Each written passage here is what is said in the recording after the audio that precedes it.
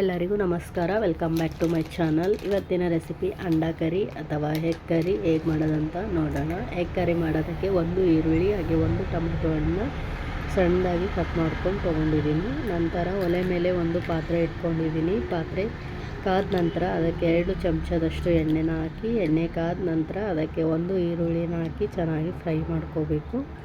ಈರುಳ್ಳಿ ಎಲ್ಲ ಹಸಿ ಸ್ಮೆಲ್ಲೆಲ್ಲ ಹೋಗಿ ಚೆನ್ನಾಗಿ ಫ್ರೈ ಆಗಬೇಕು. ಅಲ್ಲಿ ತನಕ ಚೆನ್ನಾಗಿ ಫ್ರೈ ಮಾಡ್ಕೋಬೇಕು. ನಂತರ ಇದಕ್ಕೆ ಒಂದು ಟೊಮೆಟೊ ಹಣ್ಣನ್ನು ಕೂಡ ಹಾಕ್ಕೊಂಡು ಟೊಮೆಟೊ ಹಣ್ಣು ಸಾಫ್ಟ್ ಆಗೋ ತನಕ ಚೆನ್ನಾಗಿ ಫ್ರೈ ಮಾಡ್ಕೋಬೇಕು. ಅದಕ್ಕೆ ಸ್ವಲ್ಪ ಉಪ್ಪು ಹಾಗೆ ಅರಿಶಿಣದ ಪುಡಿನ ಹಾಕಿ ಚೆನ್ನಾಗಿ ಫ್ರೈ ಮಾಡ್ಕೋಬೇಕು. ಟೊಮೆಟೊ ಹಣ್ಣು ಸಾಫ್ಟ್ ಆಗುತ್ತೆ ಬೇಗನೆ. ನಂತರ ಇದಕ್ಕೆ ಸ್ವಲ್ಪ ಖಾರದ ಪುಡಿನ ಹಾಕ್ಕೋಬೇಕು.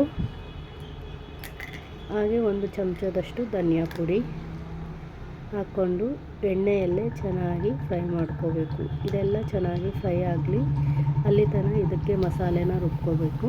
ಇದಕ್ಕೆ ಸ್ವಲ್ಪ ಸಣ್ಣದಾಗಿ ಕಟ್ ಮಾಡ್ಕೊಂಡಂಥ ಒಣ ಕೊಬ್ಬರಿ ಹಾಗೆ ಸ್ವಲ್ಪ ಕೊತ್ತಂಬರಿ ಸೊಪ್ಪು ಹಾಗೆ ಸ್ವಲ್ಪ ಚಕ್ಕೆ, ಲವಂಗ, ಮೆಣಸು, ಬೆಳ್ಳುಳ್ಳಿ ಹಾಗೆ ಸ್ವಲ್ಪ ಶಾಜೀರ ಇವೆಲ್ಲವನ್ನು ಮಿಕ್ಸರ್ಗೆ ಹಾಕಿ ಚೆನ್ನಾಗಿ ರುಬ್ಕೋಬೇಕು. ಮಿಕ್ಸರ್ಗೆ ಹಾಕಿ ಸಣ್ಣಾಗೋ ತನಕ ಚೆನ್ನಾಗಿ ರುಬ್ಕೋಬೇಕು. ಈಗ ನೋಡಿ ಈ ಥರ ರುಬ್ಕೊಂಡ ನಂತರ ಈಗ ಎಣ್ಣೆಯಲ್ಲಿ ಫ್ರೈ ಮಾಡಿದಂಥ ಮಸಾಲೆಗೆ ಇದನ್ನು ಕೂಡ ಹಾಕ್ಕೊಂಡು ಚೆನ್ನಾಗಿ ಫ್ರೈ ಮಾಡ್ಕೋಬೇಕು.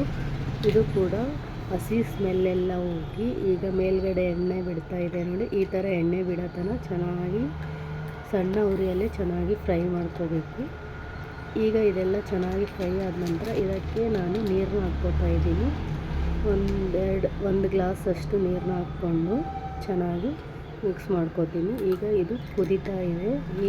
ಇವಾಗ ಇದಕ್ಕೆ 4 ಮೊಟ್ಟೆನ ಕುದಿಸ್ಕೊಂಡು ಈ ಥರ ಕಟ್ ಮಾಡ್ಕೊಂಡಿದ್ದೀನಿ. ಕುದಿಸಿದಂಥ ಮೊಟ್ಟೆನ ಕುದೀತಾ ಇರುವ ಸಾಂಬಾರಿಗೆ ಹಾಕಿ 5 ರಿಂದ 6 ನಿಮಿಷಗಳ ಕಾಲ ಚೆನ್ನಾಗಿ ಕುದಿಸ್ಕೋಬೇಕು. ಈಗ ಮೊಟ್ಟೆನ ಹಾಕಿ ಚೆನ್ನಾಗಿ ಕುದಿಸ್ಕೊಂಡ್ರೆ ಮೊಟ್ಟೆ ಸಾಂಬಾರು ಅಥವಾ ಮೊಟ್ಟೆ ಕರಿ ರೆಡಿ ಆಗುತ್ತೆ.